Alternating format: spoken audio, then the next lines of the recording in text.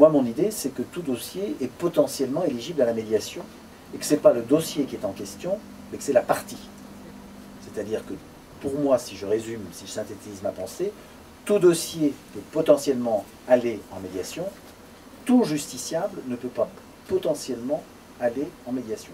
Et c'est pour ça que, en ce qui me concerne dans ma pratique, quand je suis désigné comme médiateur, soit par un tribunal, soit dans le cadre d'une médiation conventionnelle, avant la première réunion plénière avec tout le monde, j'organise des réunions préparatoires séparément, avec chaque partie et son avocat, pour m'assurer que la partie, voire l'avocat, ont bien le cadre interne qui leur permet de participer activement à un processus de médiation. Et je dis bien de participer activement. Vous avez compris que le processus de médiation, ceux qui sont aux manettes et ceux qui sont aux responsabilités, ce sont les parties, ce n'est pas le médiateur. Si la partie n'est pas du tout capable de penser l'altérité, de se mettre un minimum à la place de l'autre, la médiation n'aboutira jamais. C'est-à-dire qu'il n'est pas question que vous arriviez à dire « Ah mais oui, mais finalement il a raison », c'est pas ça. Mais que vous arriviez à vous dire « Ah, je commence à comprendre pourquoi il a agi comme ça ». Dans un processus de médiation, vous avez 4 étapes. Et à l'issue de la deuxième étape, il y a une phase assez clé qui s'appelle la reconnaissance mutuelle.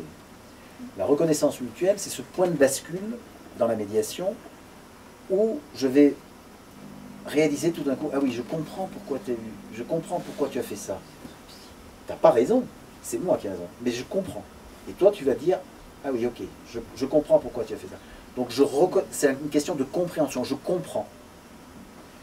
Vous avez des gens qui ne sont pas capables de comprendre l'altérité, de se mettre à la place de l'autre. Et là, je pense qu'effectivement, dans ce cas-là, la médiation n'est pas faite. Par ailleurs, et j'ai un exemple bien récent à l'esprit, vous avez des gens qui ont aussi un comportement pathologique. Et la pathologie n'est pas compatible avec le processus de médiation.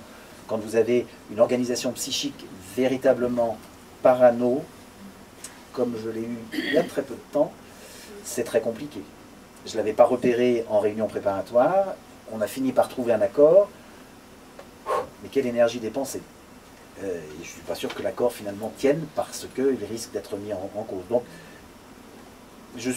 de mon point de vue, il n'y a pas de domaine plus privilégié que d'autres, il n'y a pas de domaine où la médiation n'est pas possible, mais en revanche, il y a des gens qui ne peuvent pas, à mon avis, accéder à la médiation.